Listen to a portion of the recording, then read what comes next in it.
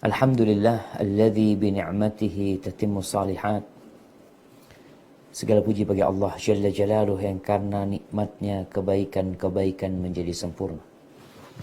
Yang karena rahmatnya hari ini kita bisa terus belajar bersama.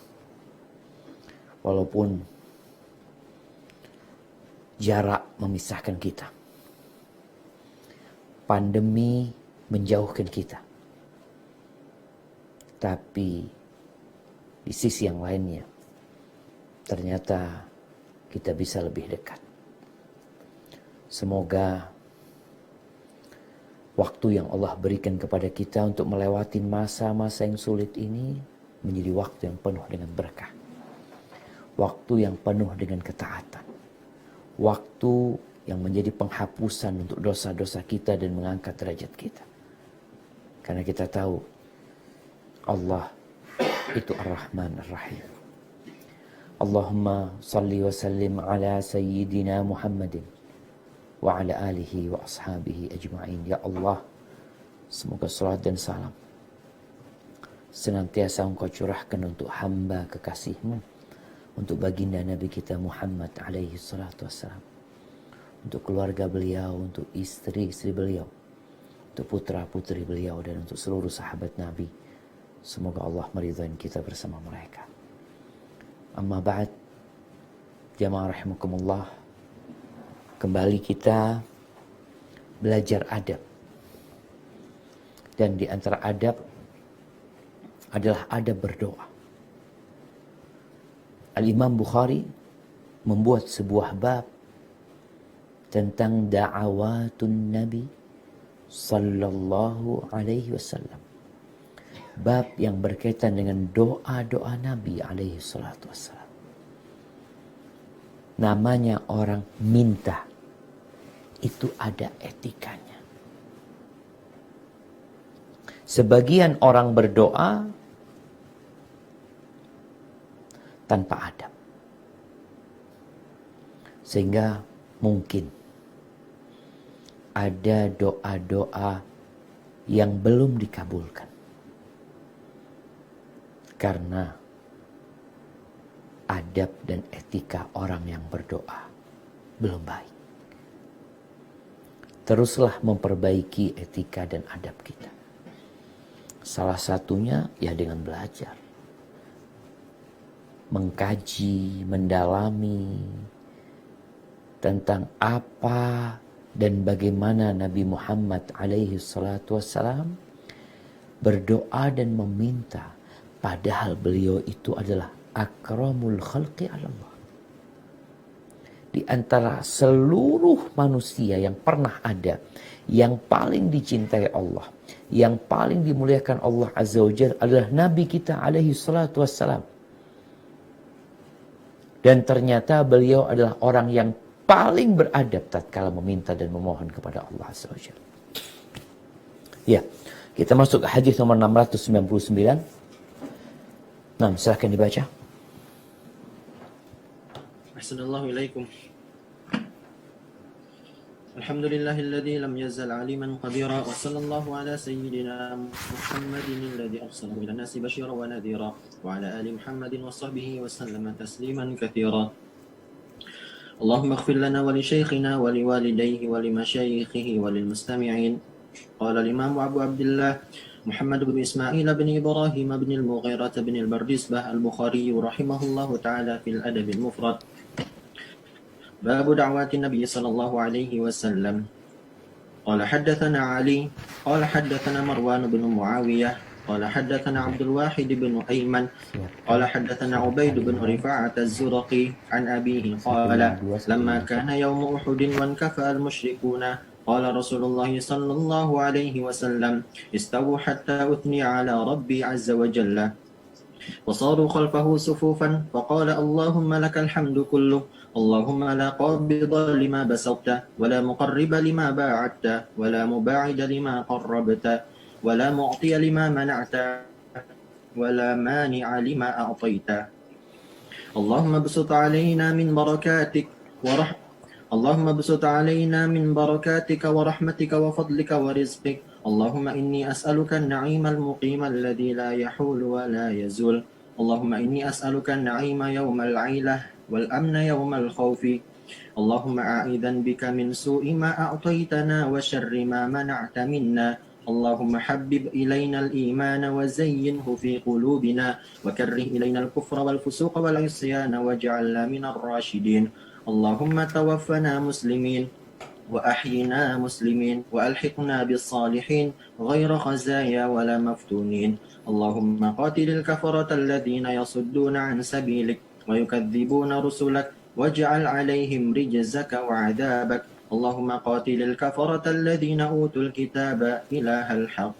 قال علي وسمعته من محمد بن بشر وأسنده ولا أجيء به. بارك الله فيكم. Ahibati fillah, kita bersama salah satu doa Nabi alaihi salatu wassalam yang dipanjatkan oleh beliau setelah perang Uhud. Salah satu peperangan yang umat Islam mengalami kekalahan. Pada tahun ketiga Hijriah, kira-kira setahun setelah Perang Badar. Perang Badar terjadi pada bulan Ramadan, tepatnya pada tanggal 17 Ramadan. Setahun kemudian, kira-kira di pertengahan bulan Syawal, tahun ketiga Hijriah, orang-orang musyrikin yang mengalami kekalahan di Perang Badar, mereka selama 1 tahun bersiap-siap untuk membalas kekalahan mereka.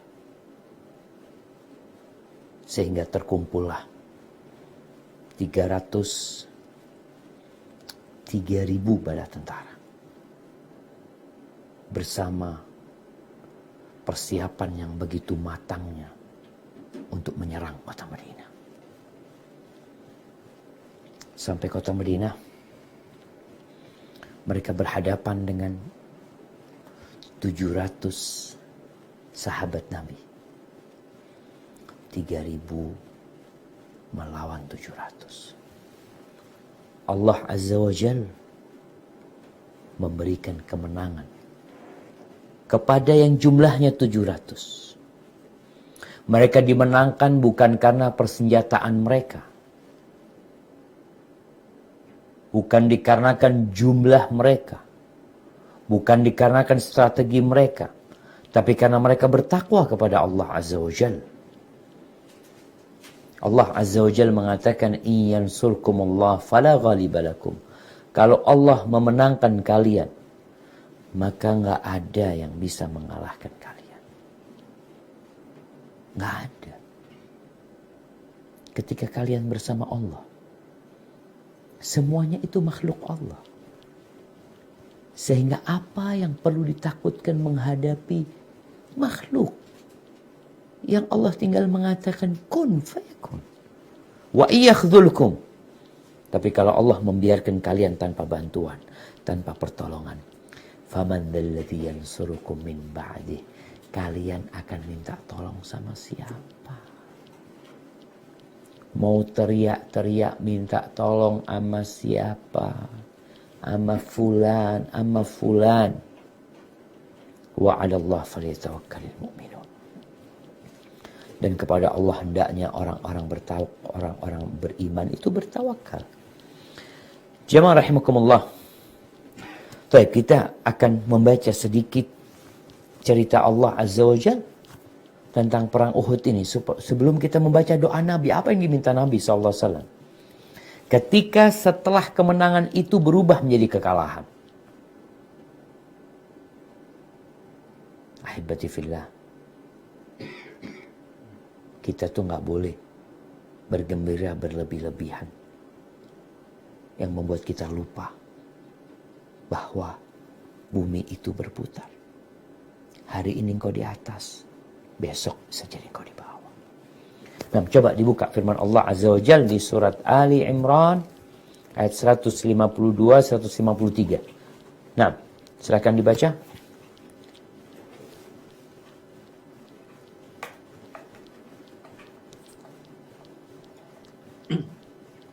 Ana Ustaz. Tafadhal. Surah Ali Imran ayat 152 153.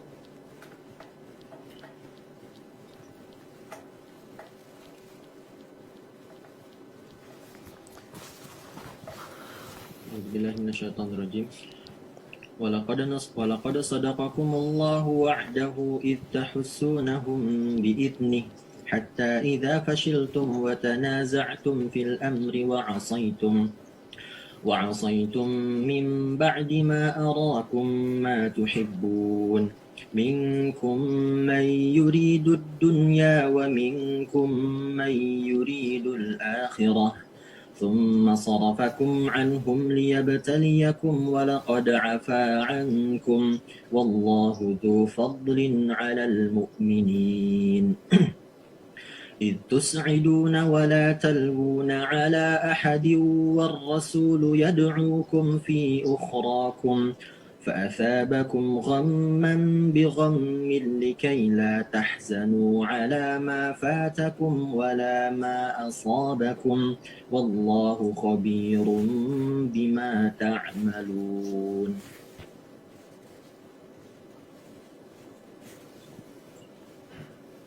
Tafadhal artinya. Dan sungguh Allah telah memenuhi janjinya kepadamu ketika kamu membunuh mereka dengan izinnya sampai pada saat kamu lemah dan berselisih dalam urusan itu dan mengabaikan perintah Rasul setelah Allah memperlihatkan kepadamu apa yang kamu sukai. Di antara kamu ada orang yang menghendaki dunia dan di antara kamu ada pula orang yang menghendaki akhirat. Kemudian Allah memalingkan kamu dari mereka untuk mengujimu. Tetapi dia benar-benar telah memaafkan kamu dan Allah mempunyai karunia yang diberikan kepada orang-orang mukmin. Ingatlah ketika kamu lari dan tidak menoleh kepada siapapun, sedang Rasul Muhammad SAW yang berada di antara kawan-kawanmu yang lain memanggil kamu atau kelompok yang lari. Karena itu Allah menimpakan kepadamu kesedihan demi kesedihan agar kamu tidak bersedih hati lagi terhadap apa yang luput dari kamu dan terhadap apa yang menimpamu. Dan Allah Maha teliti apa yang kamu kerjakan. Barakallahu fikum. Jadi pada awal peperangan itu 700 ini biar dapat memukul mundur 3.000 pasukan orang-orang musyrik. Rasulullah sallallahu alaihi wasallam meletakkan 50 pemanah di atas bukit yang dikenal sekarang dengan Jabal Ainain di depan Gunung Uhud. Rasulullah sallallahu alaihi wasallam berpesan kepada mereka, kalah atau menang kalian tetap di bukit ini. Tatkala Allah memberikan kemenangan, di antara 50 orang itu mulai ada yang tergoda. Mereka melihat kemenangan. Mereka melihat harta rampasan perang berserakan ditinggal oleh orang-orang musyrikin. Komandan pasukan pemanah itu Abdullah bin Jubair mengingatkan pasukannya, ingat pesan Rasul sallallahu alaihi wasallam, menang atau kalah tetap di sini. Tapi kata mereka, kita udah menang, ngapain lagi kita duduk-duduk di sini? Kita bantuin saudara kita. Subhanallah, akhirnya 35 orang turun. Khalid bin Walid melihat punggung kaum muslimin kosong tanpa penjagaan kecuali 15 orang, maka dia memutarin itu bukit dengan pasukan berkudanya, membunuh yang tersisa lalu menyerang umat Islam dari belakang. Orang-orang musyrikin yang awalnya kabur mendengar rame-rame di belakang, ternyata Khalid berhasil menembus punggung umat Islam. Maka orang musyrikin yang lari balik lagi untuk mereka menghabisi umat Islam. Allah mengingatkan sebagian di antara kalian menginginkan dunia. Dan sebagian di antara kalian menginginkan akhirat. Akhirnya kemenangan itu pergi. Untuk menguji. Agar sadar kemaksiatan itu mendatangkan kekalahan. Dosa itu mendatangkan musibah. Bala, penyakit, wabah, salah satu sebabnya adalah dosa-dosa yang dikerjakan oleh hamba. Tapi Allah Azza wa Jalla mengingatkan bahwasanya Allah memaafkan tuh para sahabat. Memaafkan mereka. Benar-benar memaafkan mereka. Dan agar itu menjadi pelajaran buat kita. Setelah terbunuh 70 lebih para sahabat. Nabi bersama para sahabat yang lainnya sallallahu alaihi wasallam mundur, naik ke Bukit Uhud untuk bertahan di sana, sehingga akhirnya orang-orang musyrikin pulang dan pergi. Ketika orang-orang musyrikin pulang dan pergi itu, Rasulullah Sallallahu Alaihi Wasallam mengatakan kepada para sahabatnya, ini hadis, kita baca hadis ini sekarang. Istawu hatta uthniya ala Rabbi Azza wa Jal. Kalian rapikan saf kalian, luruskan saf kalian. Sehingga aku memuji, berdoa, memohon kepada Allah Azza wa Jalla. Akhirnya para sahabat itu mendirikan saf-saf di belakang Rasulullah SAW. Beberapa saf. Nabi di depan menghadap ke kiblat. Jadi kalau kita ke Medina, Gunung Uhud itu menghadap ke kiblat. Menghadap ke arah kota Madinah. Menghadap ke Masjid Nabawi. Dan dari Nabawi itu terus lurus kiblat sampai ke Ka'bah. Setelah para sahabat bersaf-saf di belakang Nabi SAW, Nabi berdoa mengatakan, Allahumma lakal hamdu kulluhu. Nih, umat Islam mengalami kekalahan. Rasulullah Sallallahu Alaihi Wasallam terluka, berdarah-darah wajah beliau, gigi seri beliau patah alaihi salatu wassalam. Gelang-gelang besi masuk ke pipi Nabi alaihi salatu wassalam. Hamzah terbunuh, Mus'ab bin Umair terbunuh, 70 sahabat Nabi terbunuh pada waktu itu, lebih. Tapi apa yang dikatakan Nabi alaihi salatu wassalam? Supaya kita belajar menerima kondisi. Sebagian tidak menerima dengan kondisi pandemi sekarang. Susah hidupnya. Merana. Nabi mengalami kekalahan yang tidak sedikit. Beliau mengatakan, Allahumma lakal hamdu kulluhu. Ya Allah, bagimu segala pujian. Segala pujian.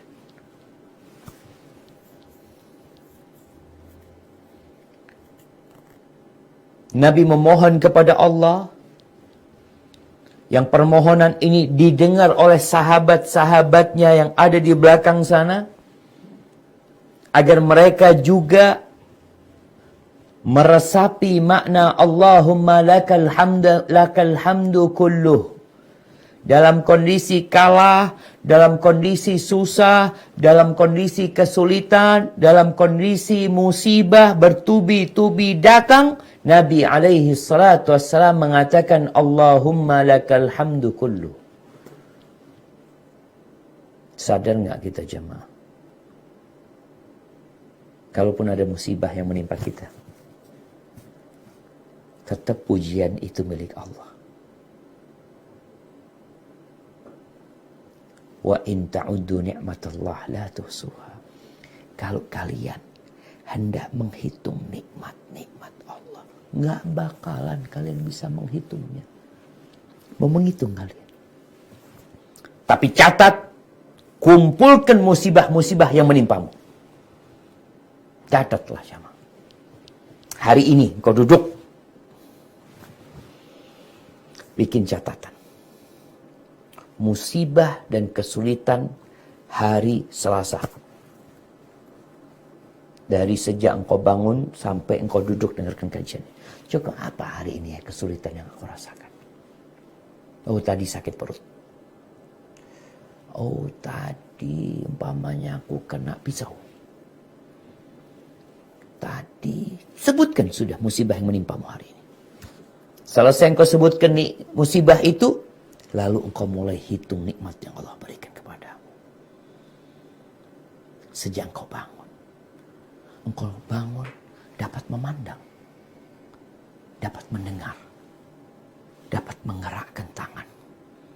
Jantungmu berdetak, darahmu mengalir. Engkau bisa kencing, engkau bisa jalan ke toilet, engkau bisa berwudu, engkau bisa berdiri, engkau bisa ruku, engkau bisa sujud, engkau bisa berbicara, engkau bisa menghirup. Terus engkau makan, engkau dapat merasakan makanan tersebut. Subhanallah jemaah. Maka Nabi mengajarkan kepada kita dalam kondisi sulit pun hendaklah ingat nikmat Allah jauh lebih besar daripada kesulitan yang kita hadapi. Allahumma lakal hamdu kulluh. Segala pujian untukmu ya Allah. Allahumma la qabidha lima basatta. Ya Allah, nggak ada yang bisa memegang sesuatu yang Allah hamparkan, yang Allah udah buka. Ada yang mau megang, ada yang mau mempersempit.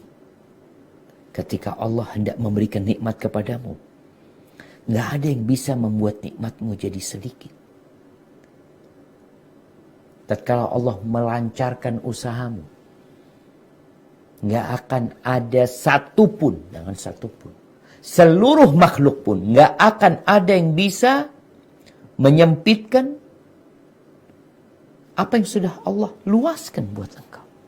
Allah hamparkan buat engkau. Allahumma la qabidha lima basar wala muqriba lima ba'atta. Nggak ada yang bisa mendekatkan apa yang engkau hendak jauhkan dia. Apa yang Allah jauhkan. Kita menginginkan sesuatu itu dekat. Tapi Allah ingin itu jauh, nggak ada yang bisa mendekatkan hal itu. Apapun. Mau bicara rizki, mau bicara jodoh, mau bicara kemenangan, mau bicara kesuksesan. Kalau Allah hendak menjauhkannya, nggak ada yang bisa mendekatkan. La muqriba lima ba'atta, wa la muba'ida lima qarrabta. Tapi sebaliknya, kalau Allah ingin mendekatkan nikmat kepadamu, ingin mendekatkan jodoh kepadamu, ingin mendekatkan ilmu untukmu, ingin mendekatkan kemenangan untukmu, kesuksesan, tidak ada satupun manusia yang dapat menjauhkannya. Nggak ada. Rasul Sallallahu Alaihi Wasallam mengatakan ini setelah kekalahan. Beliau ingin mengajarin kita bagaimana beriman dengan kekuasaan Allah Azza wa Jalla. Agar tidak ada suara-suara sumbang yang mengatakan, loh kok bisa kalah? Kan ada Nabi SAW. Kan ada Abu Bakar As-Siddiq pada waktu itu. Ada Umar, iya. Ada Utsman, ada. Ada Ali bin Abi Thalib, ada. Ada Abdurrahman bin Auf, ada. Sahabat-sahabat yang dijamin masuk surga, ada. Tapi ketahuilah, yang mendekatkan kemenangan, yang menjauhkan kemenangan, itu Allah. Allah Jalla Jalaluhu.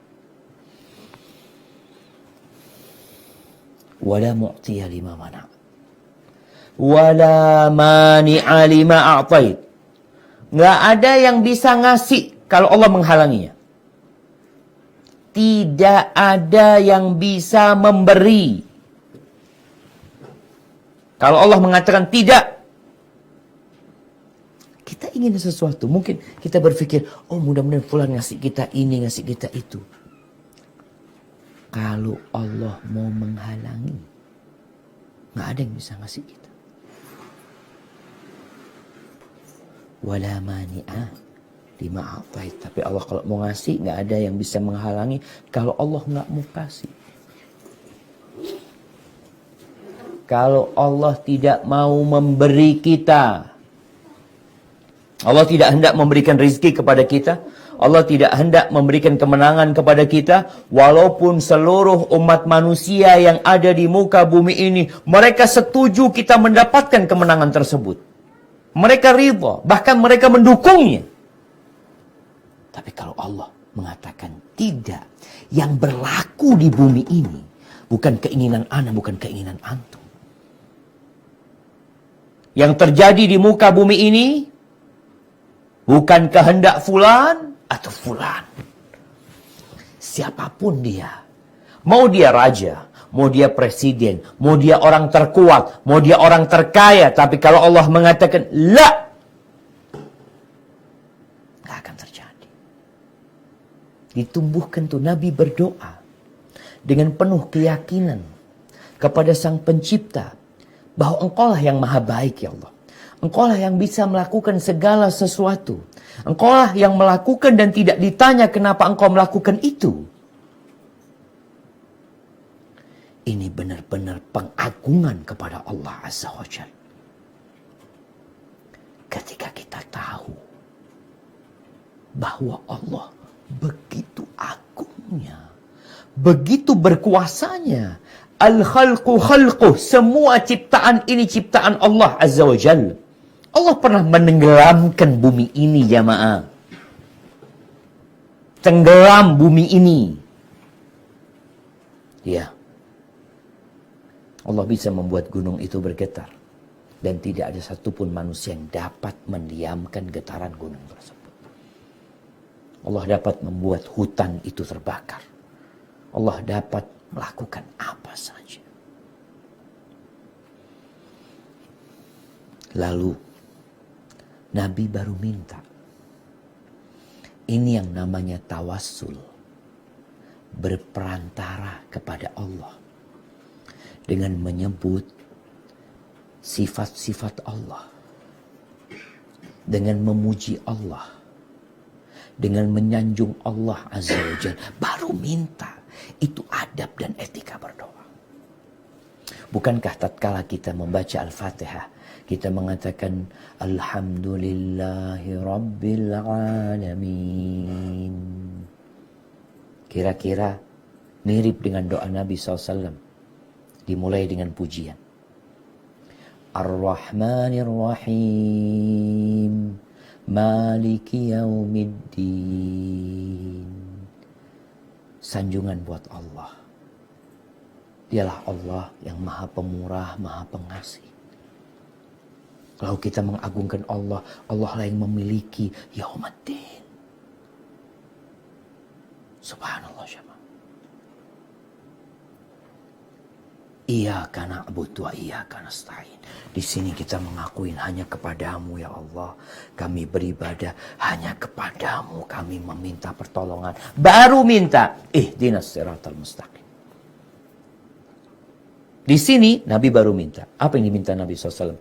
Allahumma bsut alaina min barakatika. Ya Allah, bentangkan atas kami. Bentangkan ya Allah atas kami. Apa dari berkah-berkahmu? Berkah itu sesuatu yang baik. Kebaikan itu tetap tumbuh berkembang. Ya Allah, hamparkan buat kami, bentangkan buat kami ya Allah. Warahmatika, dan rahmatmu ya Allah. Kasih sayang Allah. Ya, Nabi sadar peristiwa itu karena kesalahan yang dilakukan sebagian sahabat. Akhirnya semua berdampak. Nih kadangkala dosa dilakukan oleh sebagian orang, yang lainnya berdampak. Maka Nabi meminta rahmat Allah Azza wa Jalla. Bentangkan buat kami rahmatmu. Kita tahu Allah itu maha pengasih dan maha penyayang. Allah itu berjanji akan memberikan rahmatnya buat orang-orang yang beriman. Tapi kita diperintahkan untuk minta. Mintalah rahmat Allah. Minta. Karena ada sebagian orang yang mengatakan, Allah kan tahu aku sedang susah. Iya, Allah tahu. Allah kan tahu aku sedang sakit. Iya, minta engkau. Tunjukkan engkau itu hina. Engkau perlu bantuan Allah Azza wa Jalla. Apa yang kau minta? Tinggal sebutkan. Minta rahmat, ya. Nabi minta dibentangkan rahmat Allah Azza wa Jalla. Wa fadlika, dan karuniamu ya Allah. Dalam urusan dunia, dalam urusan akhirat, minta karuniamu. Wa rizkika, minta berkah, minta rahmat, minta karunia, dan minta rizki. Bukankah rizki kita sudah ditetapkan tatkala kita di perut bunda kita? Ya. Terus kenapa minta? Engkau disuruh minta. Dan Allah semakin cinta tatkala engkau meminta. Dan itulah budak. Hamba yang tahu diri. Kalau tanpa dikasih rahmat sama Allah, dia nggak akan bisa menjalani kehidupan ini. Tanpa rizki yang Allah berikan, bagaimana kita mengarungi samudra kehidupan yang begitu menakutkan. Terus beliau minta lebih detail lagi. Itu tadi minta umum. Terus minta lagi Allah, Allahumma inni as'aluka an-na'imal muqim alladzi la yahulu wa la yazul. Ya Allah, aku memohon kepadamu nikmat yang terus-terusan, yang tidak berubah dan tidak hilang. Ya, nikmat di dunia, nikmat di akhirat, tentunya surga Allah Azza wa Jalla. Minta nikmatnya. Kalau bicara nikmat dunia, ya namanya nikmat dunia. Berubah kenikmatan tersebut. Engkau dikasih kesehatan, tapi melemah tubuhmu, jadi sakit.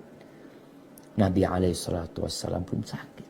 Tapi ada nikmat yang tidak akan berubah. Allahumma inni as'aluka an-na'ima yaumal 'ailah. Ya Allah, aku meminta kepadamu kenikmatan pada hari kebutuhan. Subhanallah jemaah. Ini permintaan khusus. Kita tuh tiap hari minta nikmat ya. Tapi ada hari-hari seperti COVID-19 yang tidak pernah kita bayangkan akan terjadi. Ada waktu-waktu kita membutuhkan nikmat lebih dari hari-hari biasa. Di hari-hari biasa, kebutuhan kita alhamdulillah tercukupi, kerjaan kita lancar. Tapi ada hari-hari engkau memerlukan lebih nikmat dari Allah Azza wa Jal. Karena apa? Karena musibah, karena pandemi. Tahu-tahu usahamu tutup. Tahu-tahu pasarnya ditutup. Tahu-tahu engkau kena PHK. Terus gimana? Minta nikmat sama Allah. Baca nih doa. Kita nggak tahu dengan hari esok. Maka Nabi mengajarkan kepada kita doa untuk meminta kenikmatan pada hari kebutuhan.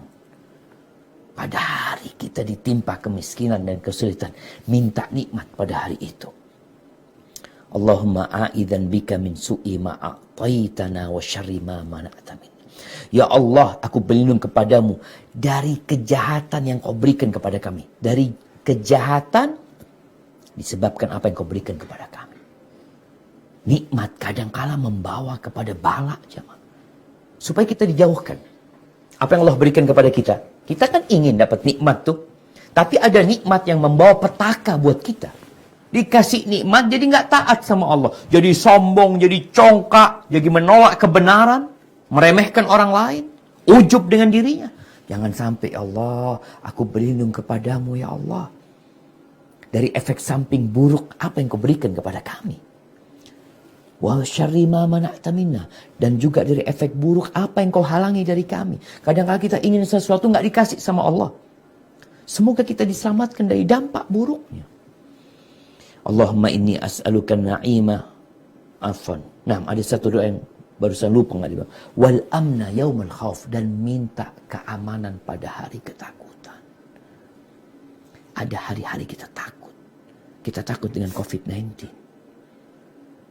Kita takut dengan kematian yang akan menjemput kita. Kita takut dengan pertanyaan mungkar dan nakir. Kita takut dengan hari dibangkitkannya manusia. Kita minta keamanan ya Allah.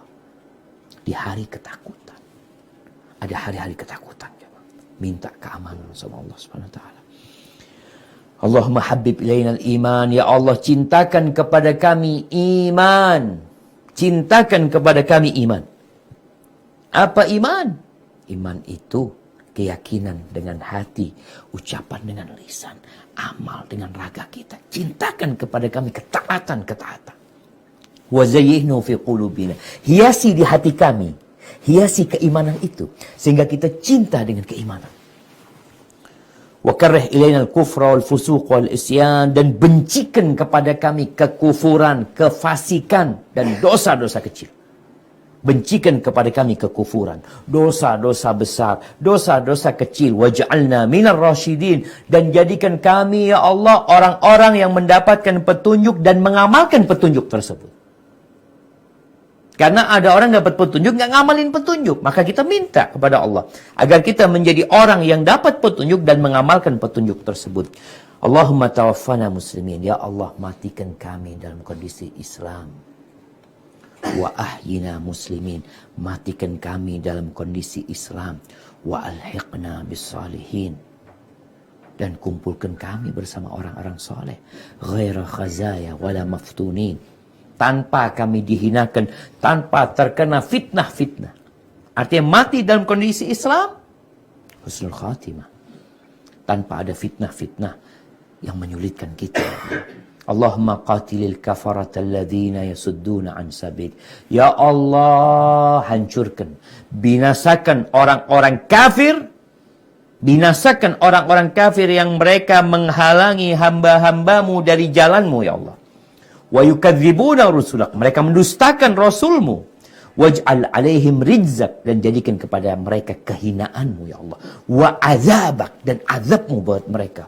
Allahumma qatilil kafarata alladhina utul kitab ilahal haq. Ya Allah, binasakan orang-orang kafir yang diberikan kepada mereka Alkitab. Tapi mereka menolaknya. Menolak agama Allah ini. Ilahal haq. Engkaulah Tuhan yang berhak disembah. Ini doa jamaah yang dibaca Nabi SAW. Semoga kita bisa membacanya. Dan semoga Allah mengabulkan doa kita. Barakallahu fikum. Kayaknya kita udah masuk ke sesi tanya jawab nih Ustaz Sona nih. Nah, tafadhal Ustaz Sona.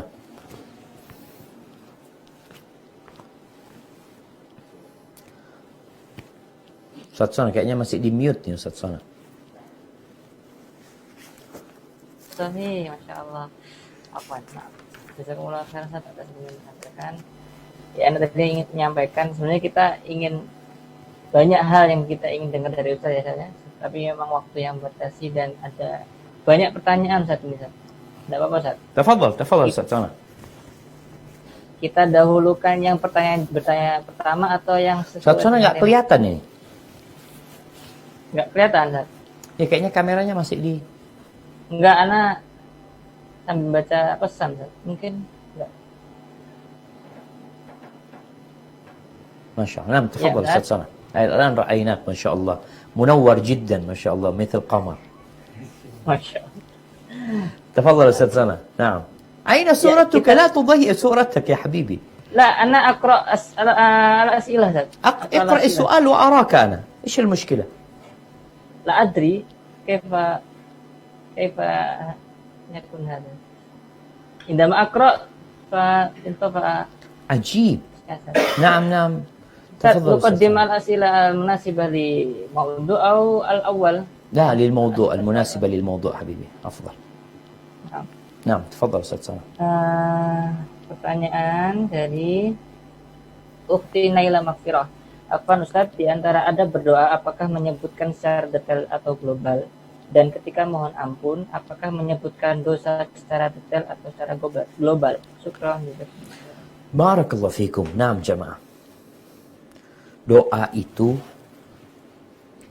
ada masa kita membacanya secara global, permohonan kepada Allah. Ada yang detail. Makanya Nabi SAW mengajarkan kepada kita permohonan yang global dan permohonan yang detail. Contohnya ketika meminta tadi doa yang kita baca. Nabi meminta secara umum, minta rahmat, minta karunia, minta berkah ya. Kemudian beliau meminta rizki, ini global. Lalu disebutkan satu persatu yang ingin diminta. Selama tidak berlebih-lebihan, boleh. Dosa pun sama. Nabi SAW meminta ampunan dari dosa. Beliau mengatakan, Allahumma gfirli khata'i wa amdi wa jahli. Ya Allah, aku minta kepadamu ampunan untuk kesalahanku yang tidak disengaja, yang serius, yang humor. Minta seperti itu. Kemudian kalau bicara tobat, kita berdoa minta ampun sama Allah dalam pertobatan kita. Maka kalau itu dosa besar, kita ini punya banyak dosa, nggak sedikit dosa kita. Kalau engkau memang sedang bertobat dari satu perbuatan dosa, sebutkan. Minta sama Allah maaf. Ampunan atas dosa ini ya Allah. Minta secara umum, kita mengatakan Rabbighfirli wa tub alayya innaka antat tawwabur rahim. Kemudian kita sebutkan dosa itu secara khusus sebagai bentuk pertobatan kita kepada Allah Azza wa Jalla. Hadza wallahu a'lam bissawab. Nah. Soal apa? Doa dari Citra Wulandari. Ustaz, doa ini dianjurkan membaca ketika waktu kapan Ustaz? Bolehkah sering baca doa ini? Nah, jamaah. Jadi memang ada doa-doa yang bisa dipinta kepada Allah kapan saja. Kalau kita melihat makna doa ini, umum sebenarnya permohonan. Hanya saja sebab Rasulullah SAW membaca doa ini kejadian perang Uhud tadi. Artinya kalau kita membaca di waktu-waktu mustajab ya, khususnya kalau kita melihat mungkin dalam kondisi kita sulit seperti sekarang ini, atau kita melihat orang-orang kafir memerangi Islam umpamanya, mereka berusaha untuk menyudutkan umat Islam. Sebagaimana di doa ini, ada permohonan kepada Allah Azza wa Jalla agar Allah membantu kita, menolong kita dalam menghadapi mereka. Jadi dalam kondisi-kondisi sulit, mungkin doa ini lebih tepat untuk dibaca. Tapi selama tidak ada pengkhususan dari Nabi SAW, berarti kapan saja kita boleh membacanya, hanya perlu menyesuaikan dengan makna dan arti doa yang dibaca. Hadza wallahu a'lam bissawab. Nah. Mungkin ada ikhwah yang ingin bertanya langsung. Silakan share ini, silakan angkat tangan ya, ini pertanyaan terakhir ini. Atau dua pertanyaan terakhir. Nah, masa udah habis pertanyaannya? Anak pikir sampai 8:30. Banyak Ustaz pertanyaannya Ustaz. Nah, masalahnya jamaah kita ini isya di Jember nih. Nah, sahih Ustaz Sona. Fadhal Ustaz Sona, dua pertanyaan lagi nggak apa-apa? Dua pertanyaan lagi Ustaz. Yang tadi udah yang apa namanya? Yang mendekati dengan tema ini, yang hampir mendekati tema Ustaz, Anda bacakan. Assalamualaikum Ustaz, saya ingin bertanya. Saya akhwat dan saya kurang dekat sama orang tua, khususnya ayah. Satu rumah tapi jarang bicara. Terkadang saya canggung, tapi saya berkeinginan besar untuk orang tua saya itu dekat dengan Allah dan maksimal dalam ibadah. Apakah cukup hanya dengan mendoakannya? Nah. Pertanyaan lagi, apakah maksud dari beribadah semampu kita, Ustaz? Apa yang kedua? Apa yang maksud? Apakah maksud dari beribadah semampu kita? Barakallahu fikum. Nah, jamaah, Masya Allah ya. Ya, berkaitan dengan bagaimana seorang anak ya. Kadangkala memang ada orang tua yang kurang dekat sama anaknya. Sejak mungkin anak itu kecil, orang tua ini hanya menjadi mesin pencari uang. Bapak nih, sibuk cari uang. Ada juga bapak yang jadi parasit. Tahu parasit? Yang kerja ibunya. Yang cari duit ibunya. Sang bapak cuma jadi parasit. Dia nggak dekat sama anak-anaknya, membantu istri mendidik anak-anaknya dengan kekurangan dia mungkin dalam urusan mencari rezeki. Ada anak dengar banyak ya yang curhat tentang masalah suami yang kurang peduli sama nafkah buat anak-anaknya. Ada yang seperti itu. Tapi ada macam-macam lah orang tua itu. Bagaimana sikap anak kalau mendapatkan orang tua yang tidak dekat sama dia? Apakah cukup dengan mendoakan? Nggak cukup. Doa menjadi senjata utama. Tapi tetap harus ada usaha. Bagaimana sekarang untuk dekat sama orang tua? Berusahalah untuk mengetahui kesenangan orang tua. Cari waktu-waktu orang tua ngopi, bikinin kopi, datang, ayah gimana kabarnya? Ketika ayah datang dari luar, engkau jumpain dia, engkau sambut dia, ambil tangannya, cium tangannya, tanya ayah gimana ayah, sehat ya. Kemudian ayah kepingin apa nih? Berusaha anak ini untuk memulai. Kemudian ketika ayah umpamanya duduk sendirian sedang sibuk dengan handphonenya, datengin. Ayah kepingin apa ayah? Aku bikin. Jadi berusaha anak ini untuk menghancurkan dinding yang membatasi dia sama ayahnya. Sambil berdoa minta sama Allah supaya engkau dikasih akhlak yang mulia, adab dan etika yang baik. Karena dengan cara seperti itu, insya Allah ayah itu ya akan ngomong sama anaknya. Lalu kita juga perlu tahu ayah ini suka ngomong tentang apa sih?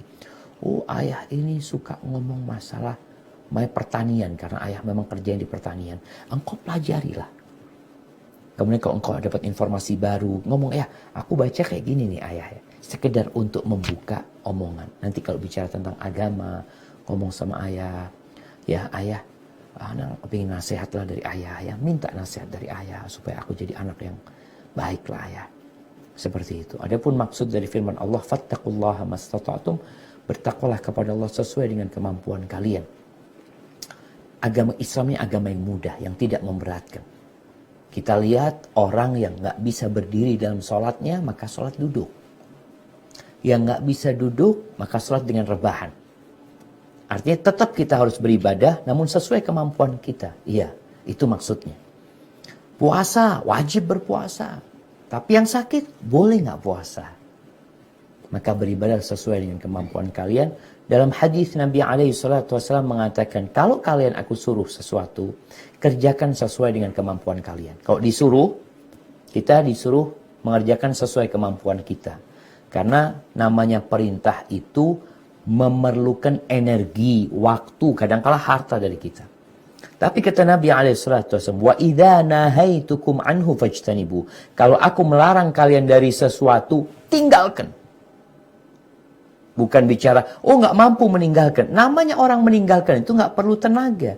Mama kita tinggalkan perzinaan. Ya udah, kau nggak melakukan apa-apa, kau pergi aja. Hadza wallahu a'lam bissawab. Sepertinya kita tutup sudah. Masya Allah, udah habis nih. Tafadhal Ustaz Sona. Di masjid Ana udah komat Ustaz. Oh, Masya Allah, barakallahu fikum. Tafadhal Ustaz Sona. Itu tuh. Ustaz mau. Aning nutup. Masya Allah, jazakallah khair jamaah. Alhamdulillah, semoga perjumpaan kita diberkahi oleh Allah Azza wa Jalla. Jangan lupa untuk terus berdoa, memohon kepada Allah. Subhanakallahumma wa bihamdika. Asyhadu an la ilaha illa anta astaghfiruka wa atubu ilaik. Wassalamualaikum warahmatullahi wabarakatuh.